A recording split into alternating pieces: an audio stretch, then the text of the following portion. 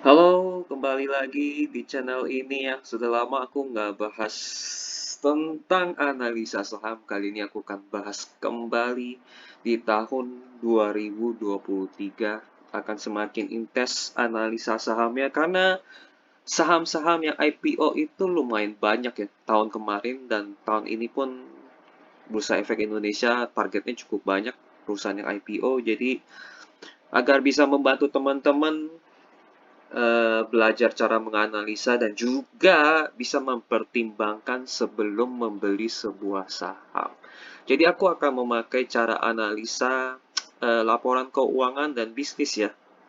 Jadi bukan pakai garis-garis trading atau garis-garis candlestick, tapi aku lebih ke dari sisi bisnisnya. Jadi selamat tahun baru, mungkin teman-teman ada yang punya resolusi uang makin banyak, itu semoga tercapai ya di tahun ini dan bagi semua orang. Oke, kita langsung aja jangan banyak cincong sekarang. Langsung aja kita analisa.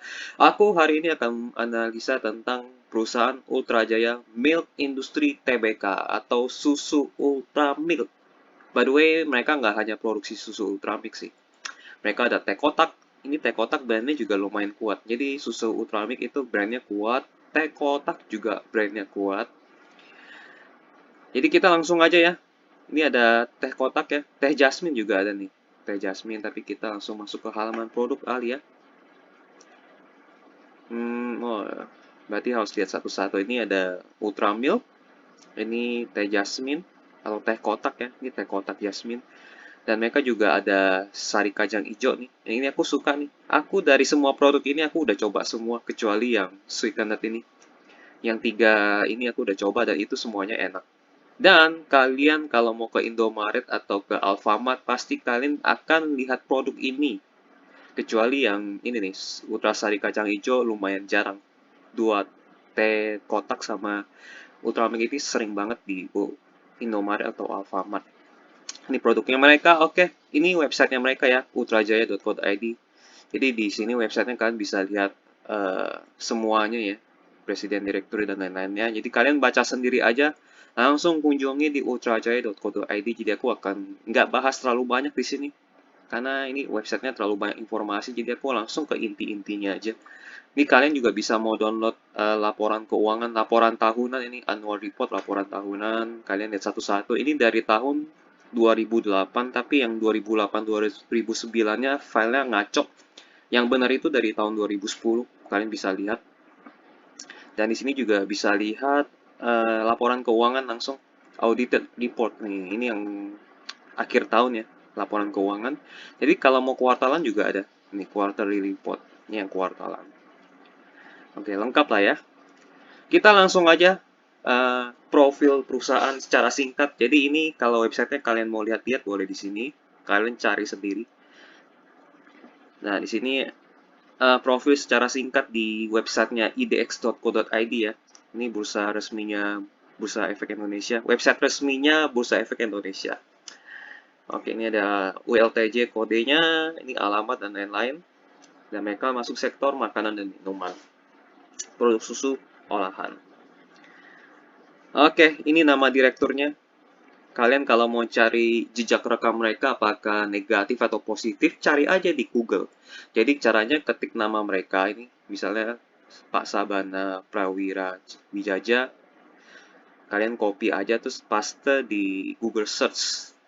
Atau kalian iseng tambahin skandal Sabana Prawira Wijaja. Keluar aneh-aneh atau enggak gitu. Kalau misal keluar yang aneh-aneh berarti hati-hati. Tapi harusnya sih kalau aku lihat sih nggak ada yang aneh-aneh ya. Aku pernah ngecek, aku pernah investasi di Ultrajaya dan aku ngeceknya nggak ada yang aneh-aneh.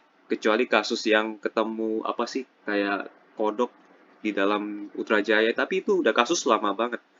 Dan sepertinya kasusnya pun kurang jelas ya. Aku nggak ngerti ya. Tapi by the way, ya nanti kalian cari sendiri di Google Search nama direkturnya, yang lain-lain, apakah ada hal yang aneh-aneh atau tidak. Dan juga kalian bisa mungkin search nama perusahaannya juga, apakah mereka mengalami hal yang aneh-aneh yang atau tidak. Soalnya yang terbaru aku nggak ngikutin yang ULTJ gitu. Oke, ini pemegang sahamnya kelihatan ya. Jadi ini dikendalikan oleh keluarga Pak Sabana nih, Pak Sabana Prawijaya. Dia pegang 44%. Terus ada PT Prawijaya Prakasa 21%. Jadi total 60% lebih dipegang oleh keluarga Pak Sabana. Ini PT Prawijaya pun kita bisa cari di Google ya. Dan itu memang dikendalikan oleh Pak Sabana sendiri. Nah, PT Prawijaya Prakasa dimiliki oleh Pak Sabana Prawijaya. Bener. Gitu. Ini nama juga nama keluarganya kan sama kan Prawijaya. Jadi ya ini dikendalikan. Ini perusahaan ini nggak akan dilepas oleh keluarga Pak Sabana. Jadi ini perusahaan yang bagus. Jadi salah satu ciri perusahaan yang bagus yaitu perusahaan itu nggak mau dilepas oleh ownernya. Jadi mereka kasih ke masyarakatnya pun dikit. Ini 24%. Jadi ini saham yang bagus. Ini salah satu cirinya saham bagus, yaitu masyarakat kepemilikannya kecil dan perusahaan ini nggak mau dilempar ke orang luar, karena ownernya suka sama perusahaannya sendiri gitu. Dan mereka pegang lumayan banyak perusahaan ULT-nya ini sendiri gitu. Oke, ini ciri yang bagus ya. Ini anak usahanya banyak, ada yang perdagangan, mungkin ada yang pabrik dan lain-lain. Ada pengolahan air nih, Tirta Talaga Jaya. Oke, langsung aja. Kalian kalau mau detail mungkin ada brand-brand lain soal anak usahanya Tirta Talaga Jaya pengolahan air nih. Ultra Peternakan Bandung dan lain-lain. Kalian cari sendiri di Google ya. Jadi aku hanya periksa di bagian pemegang saham, ini bagus. Ownernya mau pegang penuh dan nggak mau lepas. Masyarakatmu baginya cuma sedikit, jadi ini bagus juga. Lain-lainnya dipegang keluarganya yang lain ya. Oke, langsung ke selanjutnya kita masuk ke laporan keuangan. Ini yang penting juga sebenarnya. Kita lihat ya, ini aku paling suka nih di bagian aset ya. Jadi ini uang cashnya 1,4 triliun ya. Jadi semua angka ini dikali 1 juta dalam jutaan rupiah nih tertulis. Jadi semua angka di sini jadi kali 1 juta. Jadi ini uang cash itu 1,4 triliun, bagus gede banget. Sisanya investasi pada nilai wajar melalui penghasilan konversi lain itu 1,8 triliun. Nomor 7 ini apa ya? Investasi pada nilai wajar. Kita cari aja nomor 7. Nomor 7. Nah, ini nomor 7, investasi pada nilai wajar. Ini nomor 7 nih. Oh, mereka investasi pada obligasi pemerintah. Oh, ini bagus nih. Jadi Ultra Jaya membantu pemerintah ini sebenarnya. Jadi membeli obligasi pemerintah itu sebenarnya bagus untuk membantu pemerintah. Ini lumayan besar juga nih, 1,7 triliun membeli obligasi pemerintah. Karena uang cash mereka banyak, jadi mereka alihkan ke obligasi. Jadi mereka tipikalnya hati-hati ya. Jadi mereka nggak masuk ke saham, tapi mereka masuk ke obligasi. Aku pikir ini keputusan yang bagus daripada mereka masuk deposito bunganya kecil. Lebih baik mereka masuk ke obligasi. Ini bagus. Jadi ini 1,7 triliun masuk ke obligasi. Jadi investasinya obligasi ya. Jadi bisa 3,2 lah ya. 3,2 asetnya lancar, bisa dijual kapan saja. Persediaan 1,2 triliun, total 5,3 triliun. Aset lancar ini kita akan bandingkan dengan utang jangka pendek. Apakah aset lancar ini bisa menutupi utang jangka pendek mereka? Kita lihat di bagian liabilitas jangka pendek. Nah, ini dia utang jangka pendeknya. Kecil ya, 1,6 triliun. Jadi utang jangka pendek mereka bisa ditutupi. Nah, bisa ditutupi bahkan hanya ditutupi oleh aset lancar juga bisa sebenarnya. Jadi kalau misalnya mereka ada penjualan lagi atau omset lagi, utang jangka pendek mereka bisa ditutupi semuanya. Maka kesimpulannya utang jangka pendek mereka aman, terhindar dari resiko gagal bayar. Sementara itu utang jangka panjangnya kecil ya, hanya 500 miliar. 600 lah kalau kita bulatkan. Jadi total utang mereka itu hanya 2,3 triliun dan itu pun bisa ditutupi uang cash plus obligasi mereka plus omset yang akan masuk 3 kuartal lagi. Ini laporan keuangan 30 September. Jadi masih ada 3 kuartal lagi, jadi harusnya omsetnya bisa menutupi semua utang-utang mereka. Jadi ini perusahaan yang super super aman. Utangnya cuma 2,3, sementara itu uang cash dan obligasi mereka gemuk sekali. Ini bukan banyak tapi gemuk namanya. 1,4, 1,8 gitu.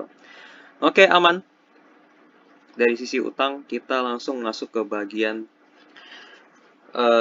ekuitas dibanding dengan utang ya. Jadi ini modal investor nih, ekuitas itu modal investor, sementara liabilitas itu modal utang. Modal utang cuma 2,3 triliun, sementara modal dari investor itu 5,7 triliun. Jadi aman. Jadi persentase ekuitas memang harus lebih besar daripada utang ya. Soalnya kalau utangnya banyak, itu agak berbahaya. Karena utang itu kan sifatnya ada bunga yang harus dibayarkan. Jadi untuk menutupi pokok dan bunga, mereka harus utang lebih besar lagi untuk bisa menutupi dua itu, pokok dan bunga. Nah, jadi ada bunga tambahan lagi karena mereka pinjam baru. Jadi bisa kalau mereka nggak lunasi segera itu bisa berkali lipat naiknya. Karena ada pokok bunga, terus mereka harus pinjam lebih besar untuk menutupi pokok dan bunga, terus ada bunga tambahan lagi karena ada pinjaman baru. Ya, itu seperti tak berulang lah ya. Bukan tak berulang, akan berulang terus, tapi makin banyak. Oke, langsung aja ke bagian laporan laba rugi. Penjualan mereka, omsetnya naik banyak. Ini bagus banget ini. Omsetnya naik banyak. Apakah harganya naik? Nggak mungkin, pasti ini dari volume. Karena harga susu harusnya sih nggak naik banyak kalaupun naik. Tapi ini dari sisi omset naik, berarti volume yang naik sebenarnya ini. Beban pokok penjualan ini naik banyak ya. Ini sayang banget dari 3 triliun naik ke 3,8 triliun, ini naik lumayan banyak. Kita cek nomor 31. Apa yang bikin beban mereka itu naiknya lumayan banyak? 31 ini di bawah ya. 31. Nah, ini beban pokok penjualan. Oh, ini nih, pemakaian bahan langsung. Nah, aku nggak tahu nih pemakaian bahan langsungnya apa. Mungkin susu langsung kali ya. Jadi dari 2,5 triliun menjadi 3,3 triliun. Ini bebannya lumayan gede loh ini. Ini yang bikin ini beban mereka naik. Ya ini lumayan banyak ya. Sisanya nggak ada yang naik signifikan kecuali yang beban ini pemakaian langsung. Beban pemakaian bahan langsung. Ini fantastis. Berarti susu langsungnya itu maksudnya susu apa namanya? Raw itu bahasa Indonesianya apa sih? Mentah ya, susu mentahnya itu bahan pokoknya tinggi sekali itu. Jadi itu yang membebankan mungkin apa karena ini juga penjualan naik, akhirnya ini ikut naik kali ya. Ya, ini harusnya seperti itu ya. Jadi, tapi untungnya laba brutonya itu mereka juga ikut naik, tidak turun ya. Meskipun ini naik, mungkin ini karena penjualan mereka naik, ini juga ikut naik harusnya gitu. Oke, jadi 1,6 ke 1,8 aku pikir itu naiknya sedikit ya. Karena beban pokok penjualan juga naik. Nah, ini yang penting naik lah ya, tapi naiknya sedikit dan beban penjualan pun naik. Beban penjualan naik dari 457 menjadi 606 miliar. Ini lumayan banyak loh naiknya. Di sini ada ini nih keuntungan nih, pendapatan lain-lain neto. Di tahun lalu ada pendapatan lain-lain. Kita langsung lihat aja beban penjualan nomor 32. Kenapa bisa naik? Naiknya di bagian apa? Dan pendapatan lain-lain di tahun lalu itu 178 miliar, tapi di tahun ini menjadi 16 miliar aja. Jadi kita langsung lihat nomor 32 dan 33. Apa yang terjadi? 32 dan 33. Nah, tadi itu 33. Ini 32-nya nih. Tapi kita lihat lagi apakah ada yang ini. Oh, 31. Berarti benar. Nah, ini 32 ya, beban penjualan umum dan administrasi. Oh, ternyata yang naik itu iklan. Iklan dan promosi. Mereka naik hampir 2 kali lipat ya. Dari sebelumnya 137 menjadi 244 di bagian iklan dan promosi. Angkutan juga naik Ya memang tahun lalu angkutan banyak yang naik, terutama kapal ya. Terus yang lain nggak ada yang naik signifikan, berarti yang naik ini hanya di iklan dan promosi dan angkutan.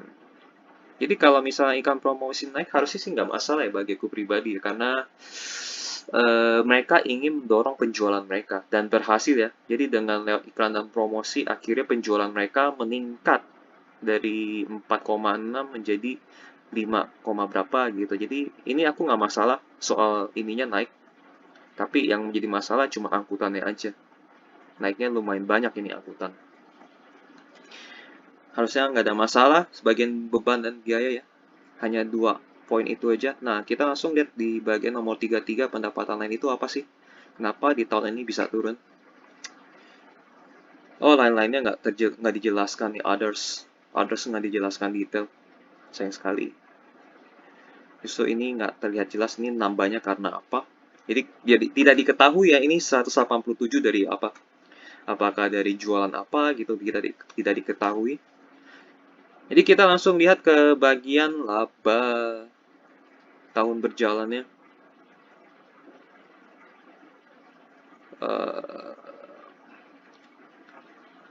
Laba tahun berjalan di atas ya. Nah, jadi dikurangi biaya-biaya dan lain-lain, akhirnya laba dari usaha mereka turun. Tahun sebelumnya 1,2 triliun, tahun ini jadi 1,1. Ini dikarenakan ini beban penjualan mereka meningkat. Plus, memang tahun lalu mereka ada tambahan ya, pemasukan tambahan 178. Jadi kalau misalnya ini nggak ada di tahun lalu, ini sebenarnya naik. Sebenarnya ini tinggal dikurangin aja, kurang 178 ini. Kurang 178 berarti tahun lalu sebenarnya lebih kecil. Jadi ini bukan jatuh sih sebenarnya, ini bukan jatuh. Ini karena ada tambahan di tahun lalu nih 178 miliar. Misalnya ini 16 miliar seperti tahun ini, ya mungkin ini di bawah yang tahun ini. Jadi aku pikir ini masih bagus karena kemarin ditolong ini 178 miliar. Kalau nggak ada 178 ini masih di bawah di tahun ini gitu. Jadi masih aman. Jadi dipotong pajak dan lain-lain, pendapatan keuangan dan lain-lain.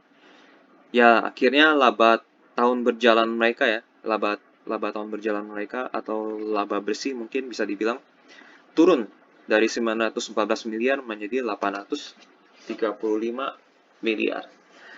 So far ini masih oke. Kenapa aku bilang oke? Laporan laba ruginya meskipun laba bersihnya turun, aku nggak masalah ya. Karena gini, pertama omset mereka naik. Naiknya lumayan banyak. Lalu ini kenapa bisa turun laba bersihnya? Itu diakibatkan dari ini ya. Ini kan laba bruto masih aman karena mereka naik.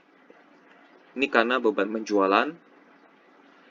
Dan itu pun sebenarnya naiknya cuma dikit, nggak begitu banyak. Tapi kalau dihitung pakai persentase banyak sih. Tapi aku pikir masih wajar lah ratusan miliar. Dan ini pun turun karena ada tahun lalu itu ada pemasukan pendapatan lain. Jadi kalau misalnya ini nggak ada, sebenarnya tahun ini laba bersih mereka lebih tinggi kalau misalnya nggak ada ini nih. Di tahun kemarin kalau misalnya nggak ada 178 ini lebih tinggi atau naik laba bersihnya sebenarnya. Jadi aku pikir ini masih bagus laporan. Jadi selama mereka menghasilkan laba bersih dan selama mereka omsetnya naik, nah omset naik ya, volume ini naik, ini perusahaan masih bagus. Dan ini pun turun karena tahun lalu ditolong ini 178 gitu. Oke, laba rugi laporannya bagus. Kita lihat lagi ke bagian ini perubahan ekuitas. Kita lewatin aja kalian kalau mau lihat sendiri aja ya. Karena aku jarang lihat. Nah, ini yang penting kalau di bagian arus kas aktivitas operasi, yang penting aku lihatnya ini positif aja sih. Selama dua ini positif, berarti arus kasnya lancar. Kalau lancar ya berarti aman gitu. Oke, ini ada pengeluaran kas kepada pemasok. Waduh, gila naiknya lumayan banyak ya dibanding tahun lalu. Tahun lalu cuma 2,9 triliun, tahun ini menjadi 4,3 triliun. Pemasukan dari pelanggan pun naik 5,1 triliun menjadi 6,2 triliun. Jadi wajar lah ya harusnya ya.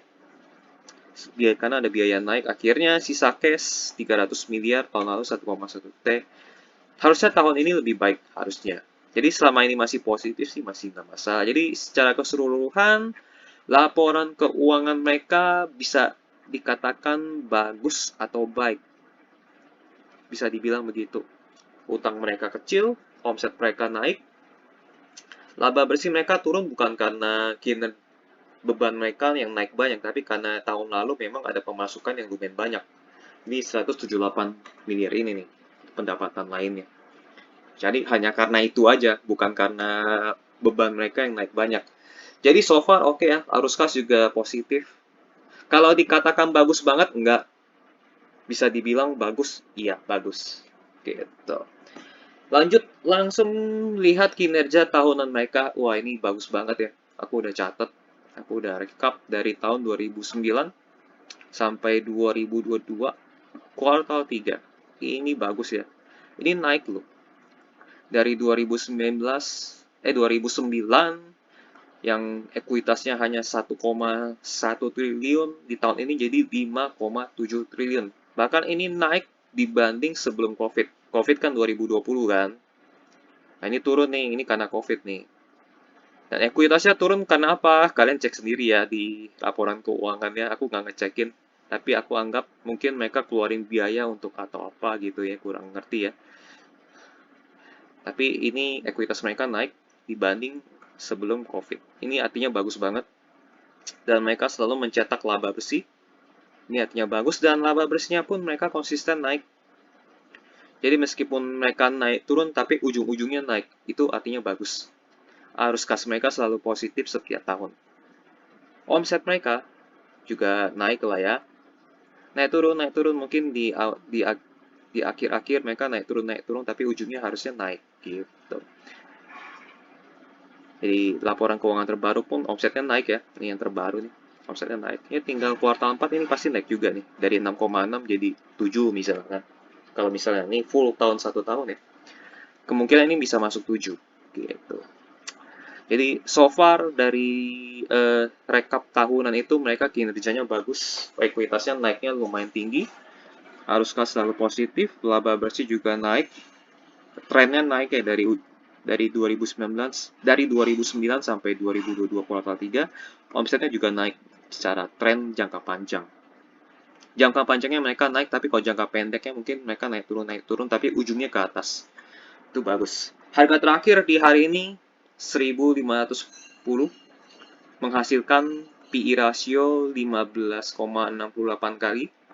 Ini aku bilang masuk kategori wajar ya. Jadi aku kalau penilaian wajar itu 10 sampai 15. Jadi aku anggap wajar. PVBR 3 kali agak lebih mahal. Kalau wajar aku itu 2 kali. Tapi 2 sampai 3 kali lah ya. Kalau 3 lewat itu aku anggap mahal gitu. Mahalnya bukan mahal banget, mahalnya mahal dikit lah. Dividend yield 1,66%, mahal juga. Karena kalau dividend yield bagi aku wajar itu di angka 3. 2-3% lah. Ngikutin bunga deposito. ROE atau return. Nah ini nih. Sebelumnya kan aku jarang banget pakai return on equity. Jadi return on equity itu artinya perbandingan laba bersih dengan ekuitas. Jadi maksudnya dengan ekuitas segini, dia bisa menghasilkan berapa laba bersih. Nah, kalau misalnya ekuitasnya 5,7 triliun, menghasilkan laba bersih 5,7 triliun artinya ROE-nya 100%. Jadi, ngerti kan? Dengan kekuatan segini, power segini, bisa menghasilkan laba berapa. Nah, itu yang disebut dengan return on equity. Jadi, aku akan bahas di video berikutnya kali ya. Ini baru aku pakai pada saat, nih ROE aku akan pakai pada saat harga sahamnya itu, nih, ROE dipakai saat valuasi tidak murah. Jadi pada saat yang kemarin aku bahas, jarang banget aku sebutin ROE. Aku sebutnya ROE ya, bukan return on equity. Return on equity itu kepanjangan, aku sebut bahasa kasarnya ROE aja udah. Jadi kemarin tuh aku jarang pakai ROE karena sahamnya murah. Aku akan pakai ROE pada saat harganya wajar menuju mahal gitu. Harganya di atas Artinya tidak murah lah saham itu. ROE dipakai saat valuasi tidak murah. Ya, aku akhirnya pakai ROE. ROE ini aku bilang bagus ya. Jadi dia angkanya 19,76%. Aku bisa bilang bagus ketika ROE itu bisa di atas 15%. Tapi aku lebih tertarik kalau ROE itu di atas 20%. Dan ini mendekati 20% nih. 19,76%. Ini aku suka banget. Jadi kalau misalnya kuartal 4-nya lompat tinggi tiba-tiba, ini bisa mencapai 20%. Jadi ini ROE ini kan tergantung laba. Jadi laba di atas ekuitas. Jadi kalau misalnya laba bersihnya tiba-tiba lompat tinggi, ini ROE bisa di atas 20%. Itu artinya kalau misalnya ROE-nya di atas 20%, 20% ya, itu bagus banget. Bukan bagus banget sih, bagus artinya. Kalau ada gak ROE yang 50%? Ada, itu bagus banget. Tapi ini biasanya mahal sekali nih. Kalau semakin tinggi ROE, ini semakin tinggi nih. Kalian cek saham BCA. Ini ROE-nya tinggi. Atau kalian ngecek saham-saham yang lain yang kinerjanya selalu bagus, yang ROE-nya tinggi, itu biasanya ini tinggi nih. Tiga ini biasa tinggi. Jadi bukan saham murah lagi. Jadi kalau misalnya saham murah, aku nggak pakai ini. Tapi kalau sahamnya wajar atau mahal, aku pakai ini. Gitu. Jadi ROE-nya itu di atas 15%, oke sih. Jadi ini layak dipegang lah istilahnya kalau ROE-nya di atas 15%. Tapi lebih bagus lagi 20%. Lebih. Tapi ini mendekati 20%, jadi ini oke lah ya. Kalau 17% ini masih jauh dari 20%, jadi tapi masih di atas 15%, itu masih oke. Jadi so far secara keseluruhan kinerja tahunan mereka itu bagus karena dari tahun 2009 sampai tahun ini itu kinerjanya naik terus. Meskipun ada naik turun tapi ujungnya ke atas, itu bagus. Dan secara valuasi mereka bisa, secara kesimpulan ya dari semuanya aku bisa dikatakan mahal dikit. Jadi nggak mahal banget tapi mahal dikit. Kinerjanya bagus gak? ROE-nya ya itulah so-so lah. Bagus, tapi nggak bagus banget gitu. Karena masih di bawah 20%. Gitu. Tapi positif mereka, bisnisnya bagus. Cuman harga sahamnya mungkin menurut aku pribadi agak ketinggian gitu. Tapi nggak mahal banget, agak tinggi sedikit lah gitu. Oke, itu secara valuasi dan kinerja tahunan mereka. Ini presentasi mereka di Desember 2022. Kita langsung aja lihat presentasi mereka. Profil singkat perusahaan ya. Nah, ini pendapatan, kita lewatin aja. Produsen terbesar susu UHT di Indonesia, pangsa pasar sebesar 35%. Wih, mantap. Produsen terbesar teh RTD dalam kemasan ya, karton. Pangsa pasarnya 66%. Wah, ini teh kotaknya jadi raja nih ya, teh kotaknya. Dan memproduksi secara langsung melalui entitas perusahaan patungan, joint venture, Dantol Manufacturing, susu kental manis, minuman kesehatan, keju, susu bubuk, dan jus. Wah, ini banyak nih, termasuk Unilever, Mondelez International, Sanghyang Perkasa. Jadi mereka ada patungan juga ya, sama perusahaan lainnya. Proses produksi terintegrasi secara vertikal dan terotomatisasi. Oke, bagus. Jaringan seluruh Indonesia. Udah, ini pasti kita tahu lah ya, memang jaringan mereka kuat. Sampai Alfamart, Alfa Midi dan kawan-kawannya Indomaret bisa ini ya, ada produknya mereka lah ya di kulkas-kulkasnya mereka. Produk susu kita tahu, teh dan minuman kemasan kita juga tahu, lain-lainnya yang aku nggak tahu nih merek apa yang mereka kerjasamanya. Oh, Buavita, ini dia Buavita, susu bubuk, jus buah nih ada juga Buavita, dan ekspor ke beberapa negara di Asia. Segmen lainnya mencapai penjualan 8% dari total penjualan. Wah, ini masih bisa di push ini jadi di atas 8%. Jadi mereka masih ada ruang untuk bertumbuh. Oke. Ada informasi yang penting mungkin nggak ada ya. Ini masih bisa di boost nih di negara-negara lain ekspornya. Masih ada kesempatan untuk mereka bertumbuh lebih gila lagi, lebih besar lagi maksudnya. Oke, halaman selanjutnya perusahaan asosiasi dan entitas anak. Ini dia, kalian bisa lihat sendiri. Publik hanya 25%. Jadi Pak Sabana ya. Ini sebenarnya dikendalikan keluarga Pak Sabana. Udah sih, itu aja. Publik hanya 25%, ya udah. Ini bagus artinya. Ini anak-anak usahanya banyak banget ya. Keunggulan perusahaan. Nah, ini dia. Dasar industri yang kokoh, ya ini produk consumer. Jadi ini bagus banget ya. Pengendalian kualitas, jaringan distribusi nasional yang luas itu udah pasti. Oke lah ya. Manajemen sangat pengalaman, jadi harusnya kita tahu lah ya kalau ini. Fundamental industri yang kuat, oke. Kebutuhan ya. Pemulihan aspek fundamental industri tetap kuat, oke. Meningkatnya urbanisasi akan mendorong permintaan konsumen. Desa menjadi kota pun itu juga mendorong permintaan konsumen sebenarnya. Jadi nggak hanya urbanisasi. Oke, populasi perkotaan yang meluas. Oke. Fundamental industri yang kuat lanjutan, ini lanjutannya. Jadi orang kota minta susu minum tiap hari kali ya. Tren kebugaran. Golongan dewasa muda cenderung memilih konsumsi susu secara regular pada saat ini. Apakah benar? Apakah yang menonton juga meminum susu? Kalau aku personally, iya. Aku personally, iya. Dan aku memang hampir setiap hari itu minum susunya Ultra Jaya. Iya bener, aku hampir tiap hari itu minum susunya Ultra Jaya. Wah itu gawat sih. Dan kadang-kadang kalau misalnya jalan kemana-mana, aku minumnya teh kotaknya mereka ini nih. Mungkin itu aku minum menyumbang omsetnya mereka juga kali ya. Ya itu kok aku jujur, aku hampir setiap hari minum susu Ultra Jaya-nya mereka. Oke, kata karakteristik yang utama gelas karton, oke. Teh hitam merupakan segmen produk pertumbuhan kuat di bidangnya, oke. Jadi Indonesia masih di bawah negara-negara lain, jadi masih ada ruang pertumbuhan maksudnya. Pangsa-pasar susu naik ya, dari 2020, 2021, dan 2022. Jadi ini masih ada ruang pertumbuhan yang besar ke depannya.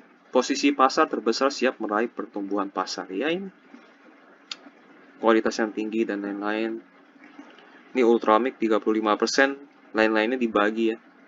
Sisanya Frisian Flag 16%, Indomik 13%, Cimory 6%. Oh, berarti ini raja ini Ultramik. Ini raja di susu UHT. Teh kotak pun jadi raja. Ini teh kotak ya, bukan teh botol ya. Teh kotak. Dalam kotak ya. Teh sosro jadi juara 2, juara satunya teh kotak. Ya, mereka pemimpin pasar. Jadi mereka berantemnya lumayan susah. Mereka harus berantem sama Ultramik dan teh kotak. Nah, itu brandnya mereka udah terlalu kuat, jadi susah lah lawannya. Ultramik, teh kotak, dan lain-lain. Oh, ini penghargaan-penghargaan. Hadir lebih dari satu kategori dan catatan jejak yang baik dalam pengembangan produk. Oke. Nanti kalian bisa download sendiri dan baca lebih detailnya di website IDX ya. Website IDX kalian bagian halaman keterbukaan informasi. Fasilitas produksi yang terintegrasi secara vertikal dan otomatis. Jadi mereka ada integrasi ya. Ini kita lewatin aja. Pengendalian kualitas yang ketat di seluruh rantai produksi. Ya ini bisa aja mereka bohong, bisa aja mereka benar, tapi kita anggap aja mereka benar melakukan semua ini. Oke, tidak ada bahan aditif atau kimia yang ditambahkan pada produk. Nah, ini menjangkau penjualan secara nasional melalui jaringan distribusi yang luas. Ini distribusinya udah kuat banget ini, mengakar. Terus mengembangkan pasokan susu segar berkualitas tinggi. Ada koperasi peternak susunya juga. Peternakan di Panggelangan, jadi mereka ada peternakan juga. Terus mengembangkan pasokan susu berkualitas tinggi lanjutan. Oke, peternakan. Jadi ada 2 peternakan nih. Beras tagi. Inisiatif lain membidik petani akan teknik kebersihan, pakan, dan lain-lain. Tim manajemen. Nah, ini kalian ketik dan cari aja nih Pak, nama Pak Sabana.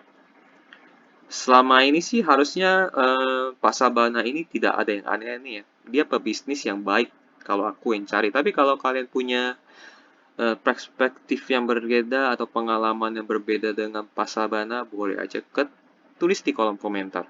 Nah, ini strategi mereka yang penting sebenarnya. Kalau untuk mereka sih, strategi mereka cuma satu, memperluas pasar mereka, terutama pasar ekspor, itu aja sih. Dan orang Indonesia pun yang minum susu masih sedikit. Jadi mereka masih bisa melakukan promosi atau teknik marketing agar yang tidak minum susu menjadi minum susu. Atau yang teh kotak itu dari tidak minum teh kotak jadi minum teh kotak. Nah, ini kerjaan tim marketing dan sales mereka. Itu sih yang strategi utama mereka yang harus mereka lakukan. Optimalkan platform distribusi kami. Ya, oke.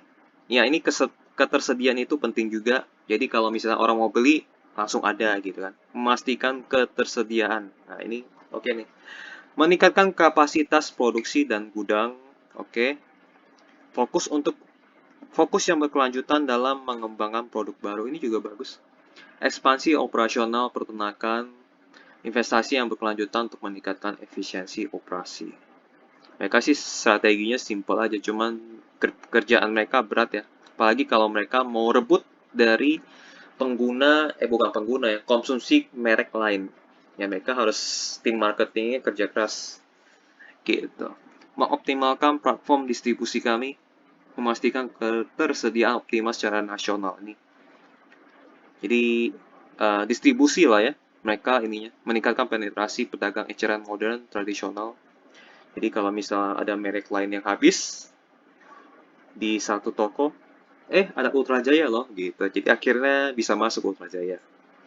Meningkatkan kapasitas produksi dan gudang. Ini oke juga nih. Inovasi berjalan di lini pengemasan dengan Petapark. Oke lah ya, ini kalian bisa baca sendiri aja ya. Ini aku rasa ini penting lah ya kalian baca. Kalian bisa pause lalu kalian baca sendiri. Pause video ini maksudnya ya. Kita langsung ke bagian-bagian penting aja, strategi-strategi yang lain, joint venture-nya, menggabungkan keunggulan produk, pengembangan segmen T dalam kemasan karton, produk baru dalam segmen susu, wah ini bagus nih.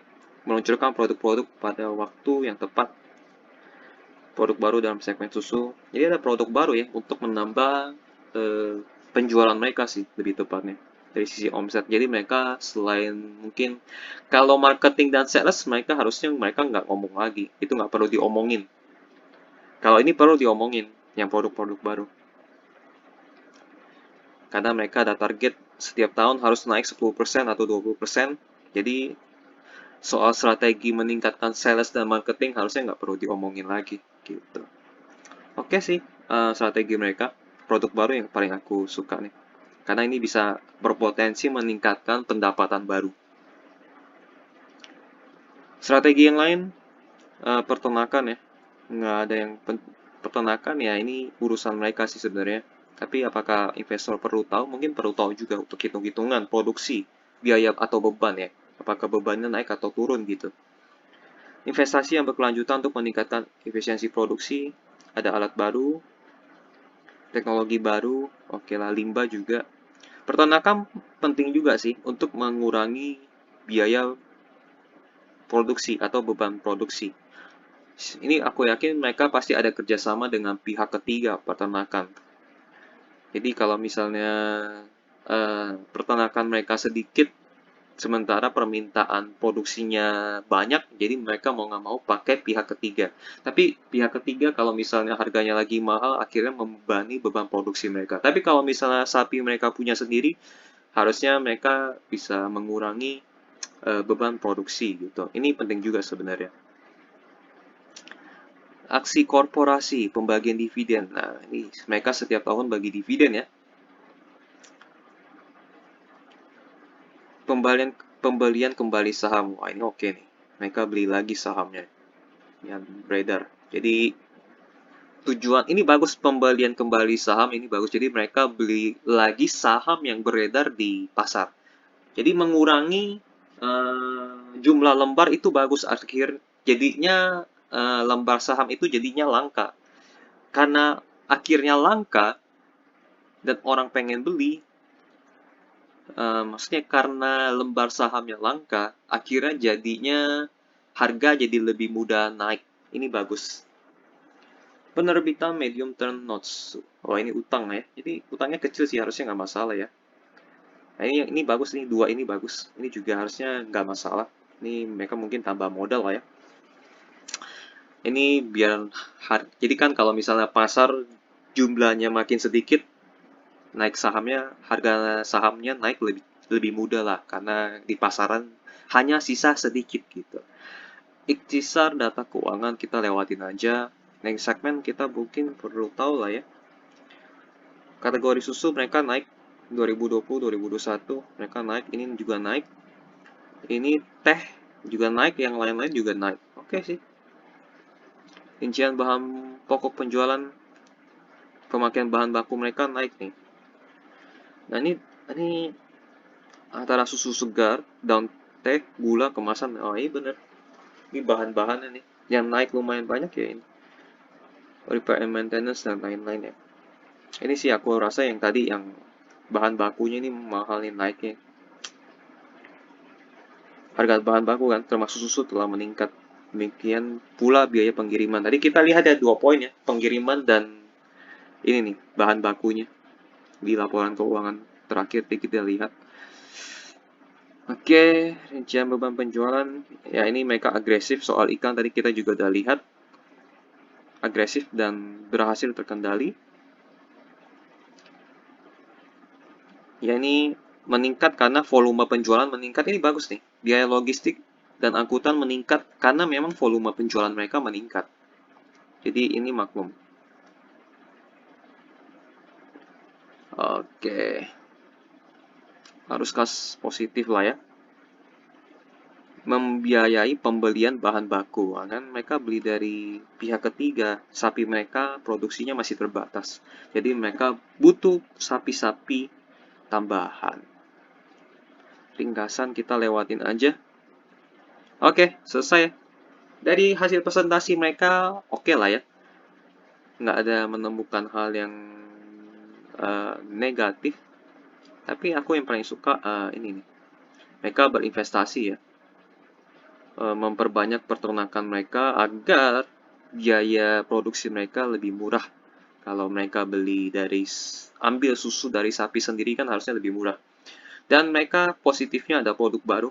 Jadi ini bisa berpotensi menambah pendapatan mereka. Ini ada pengembangan, ada perusahaan patungan juga. Oke lah ya, ini strategi mereka banyak di luar ini. Oke, ini bagus presentasi mereka.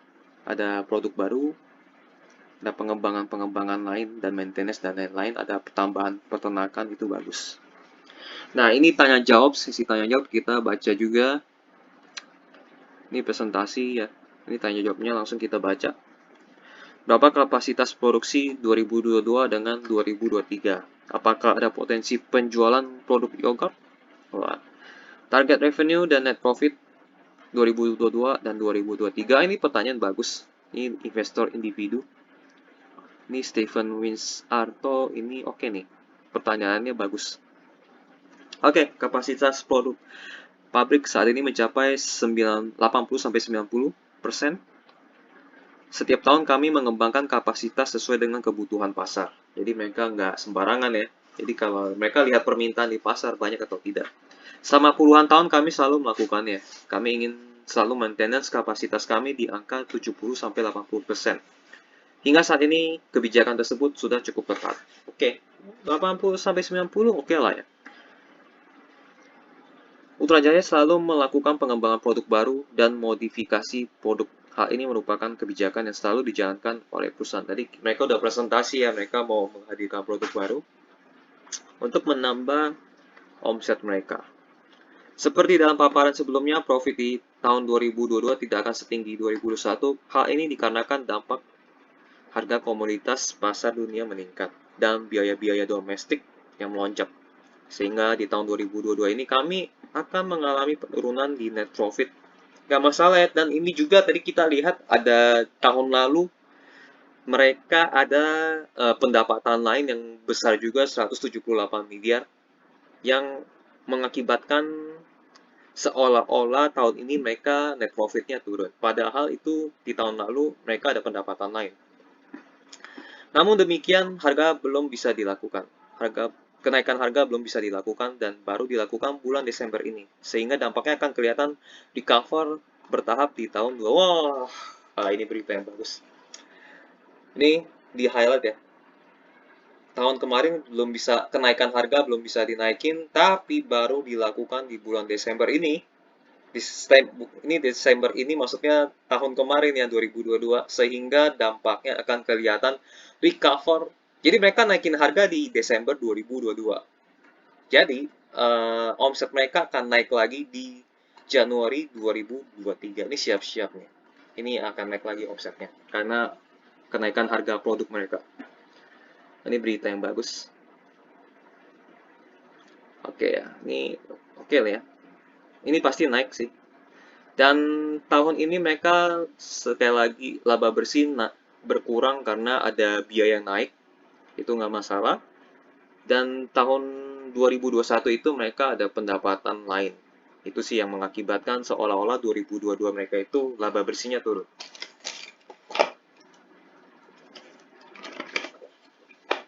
Oke, pertanyaan selanjutnya. Investor ya. Investabuk ini apa nih? Ini perusahaan apa ini? Investabuk. Berapa juta liter kapasitas produksi saat ini? Utilisasinya berapa? Produksi setelah ekspansi selesai tahun 2003 nanti. Baik untuk apakah bahan baku yang diperoleh oleh perusahaan peternakan di Sumatera lebih murah jika bla bla bla? Seperti apa skema tarif cukai minuman berpemanis? Ini pertanyaan bagus juga. Ini tadi udah dijawab ya. Memang harga susu lokal dan impor tidak ada kaitannya secara langsung. Terutama susu impor itu adalah merupakan komoditi dunia. Jika kita bandingkan susu yang berasal dari Sumatera dan Jawa kurang lebih sama. Namun ada cost transport. Karena kita mengirimkannya dalam bentuk full cream sehingga cost itu 1 kilo kurang lebih 500 sampai 1000 rupiah tapi dibagi 10 atau 10% dari angkutan biasa dikarenakan bersifat konsentrat. Ini aku kurang ngerti, tapi bagi yang ngerti boleh bantu di kolom komentar. Sampai saat ini belum dilakukan tarif cukai ya, maksudnya. Tentu kami perusahaan bersama dengan asosiasi selalu melakukan diskusi dengan pemerintah. Dengan melihat kondisi sekarang, kami ingin selalu memastikan apakah pemerintah bijak dalam melakukan kenaikan cukai gula yang akan menambah beban terhadap konsumen hingga saat ini masih berjalan. Belum ada update. Dari pemerintah sendiri pun belum ada update.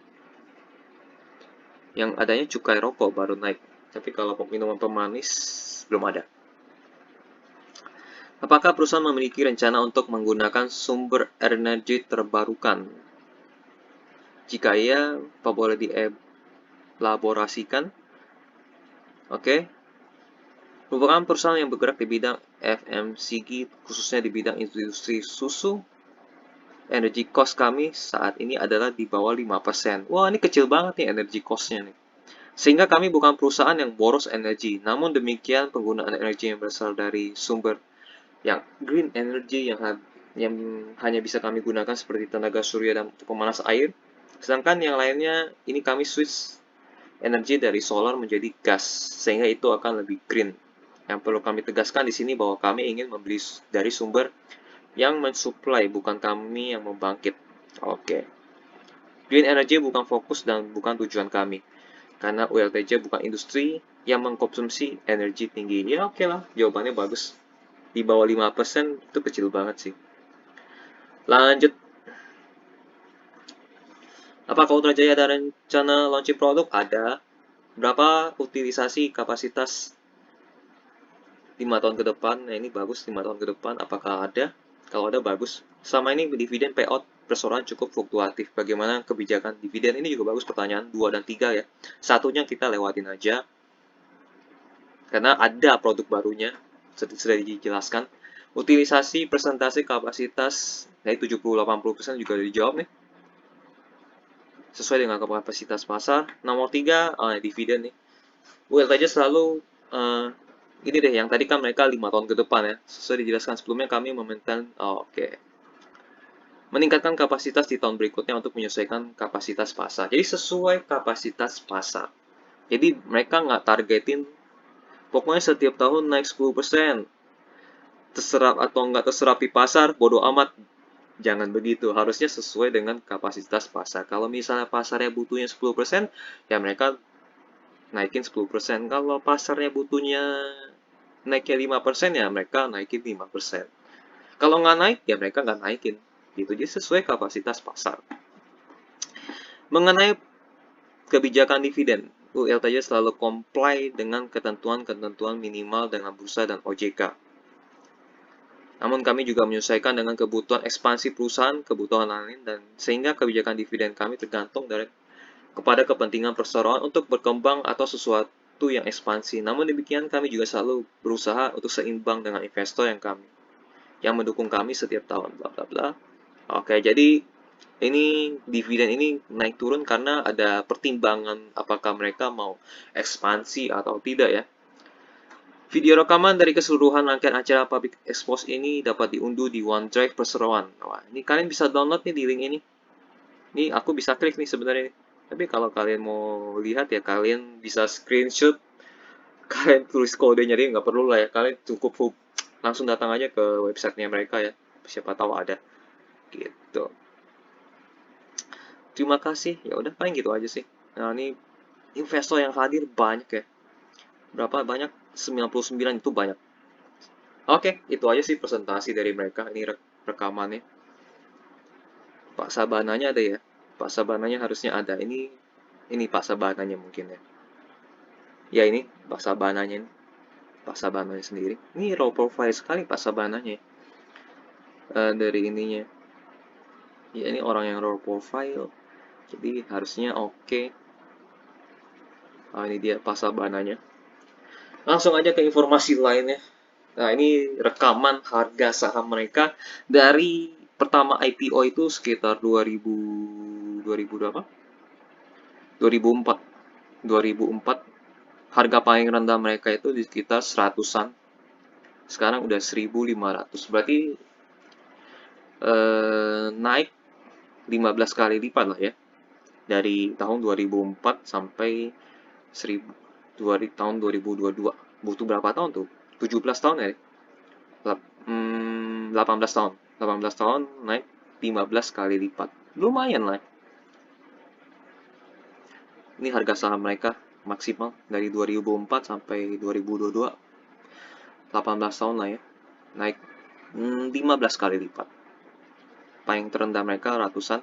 Dan mereka ada stock split ya. Stock split mereka itu rasionya 4 kali 4 kali ya.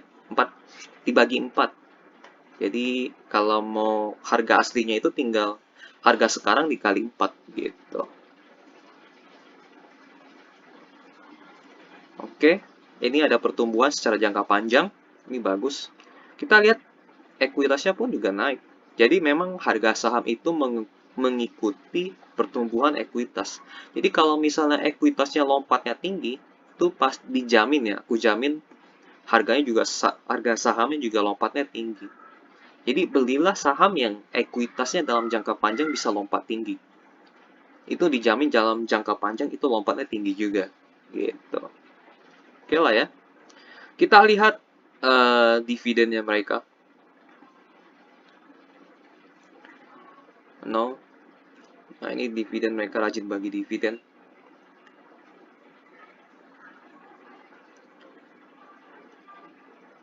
Dari 992 loh, ternyata loh. Dari 992. Tapi ada yang bolong-bolong sih. 92, ini 98, ini kerusuhan ya. Jadi nggak bagi dividen 98 sama 99. nggak selalu mereka bagi dividen, ada yang bolong-bolong. Tapi rata-rata itu dividen mereka yield, ini dividen yield ya, di bawah 3%. Tapi di tahun 2021 mereka yieldnya 5%. Tapi terbaru rata-rata mereka baginya di bawah 3%. Memang mereka agak pelit bagi dividen, mungkin untuk pengembangan bisnis mereka kali ya. Karena untuk bisnis mereka itu lumayan memakai modal yang cukup besar, terutama peternakan, mesin-mesin, dan lain-lain, apalagi jaringan distribusi ya. Dan modal mereka pun masih, eh, cara ekuitas itu masih sedikit, masih 5 triliun itu sedikit loh. Bisa dikatakan banyak kalau misalnya itu di atas 20 triliun. Tapi 5,7 triliun itu kalau untuk pengembangan ini masih dikit. Jadi bagi dividennya nggak boleh banyak-banyak, pakai aja buat pengembangan usaha itu di keputusannya lebih bijak. Oke, ini dividen mereka lumayan bagi, agak sering bagi, tapi kadang-kadang mereka bolong juga. Kalau misalnya ada sesuatu yang mereka butuhkan. Nah, ini berita terbaru mereka, LTJ, genjot penjualan, Ultra Jaya memperluas kapasitas gudang dan pabrik. Ini berita bagus. Ini 15 jam yang lalu. 15 jam lalu ini baru banget. Jadi otomatis tahun ini mereka omsetnya pasti naik karena ini. Dan ada harga produk yang mereka naikkan. Kembangkan 2 gudang baru. Ini 1 hari yang lalu. Nah ini nih, selain mengerek harga jual produk, Putra Jaya menjaga volume produksi. Ini nih, harga jual produk mereka naik di Desember. Nah, otomatis ya, tahun ini mereka omsetnya pasti naik. Sesuaikan kebutuhan pasar. Jaga kapasitas produksi. Ini berita sebenarnya dari hasil pabrik Expo sih sebenarnya. Ya paling itu aja sih. Kalian baca sendiri di kontan.co.id, tinggal ketik ULTJ di bagian search. Nanti keluar semua berita-berita tentang ULTJ ya. Kontan.co.id ULTJ, ketik aja nanti berita tentang ULTJ keluar semua. Oke, langsung masuk ke kesimpulan. Langsung aja ya. Ini bisnis yang bagus. Pertama, ini bisnis yang bagus. Bisnis yang bagus, bisnis yang sehat dan bagus. Permintaan, prospek ke depannya bagus. Prospek bagus karena permintaan selalu naik. Selalu naik. Ini kasih titik lah ya biar nggak bingung.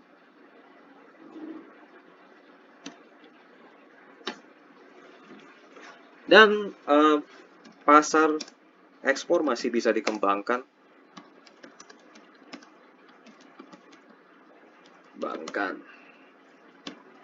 Ada produk baru juga di tahun ini. Baru. Mereka selalu inovasi.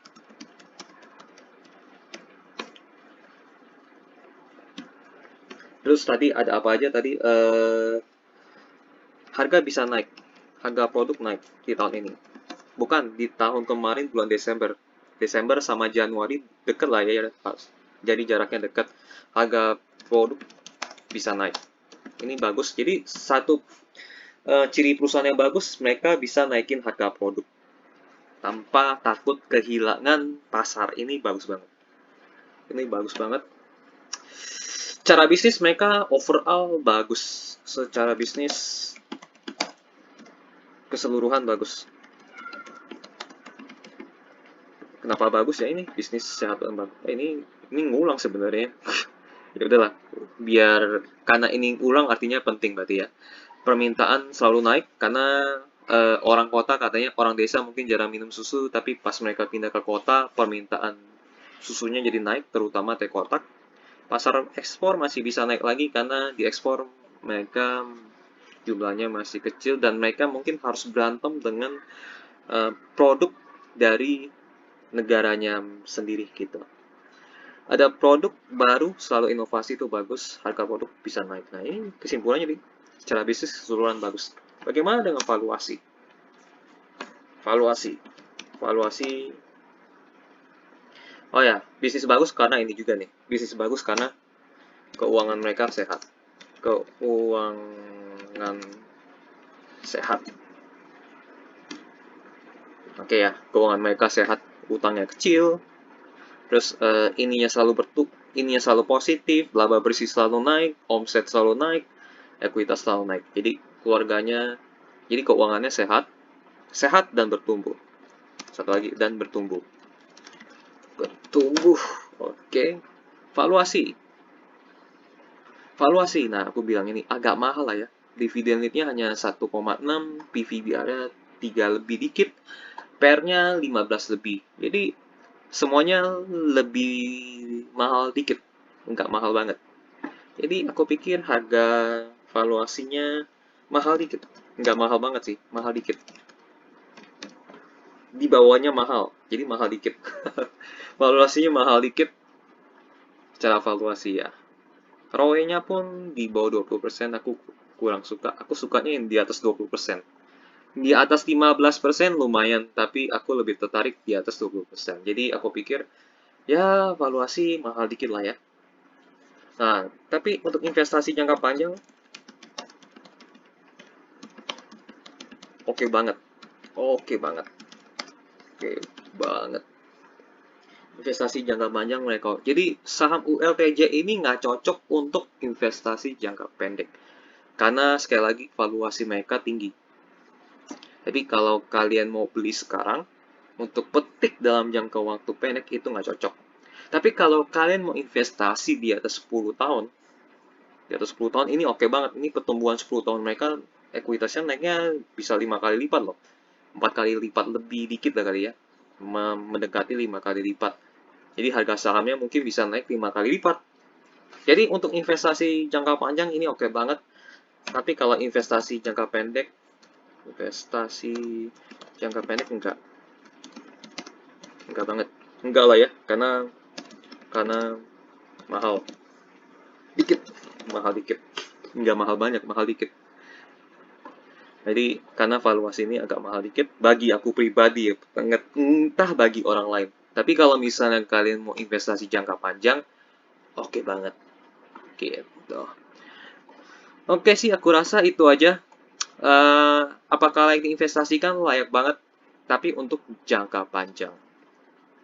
Tapi kalau untuk jangka pendek, enggak ya. Karena valuasi mereka mahal dikit. Gitu sih. Oke, sekian kesimpulan soal saham Ultra Jaya atau ULTJ ya. Kita balik ke home. Nah, dia. Wah, ada Tak lagunya. terasa sudah sekian lama. Oke, matiin lagunya. Jadi ada video company profile.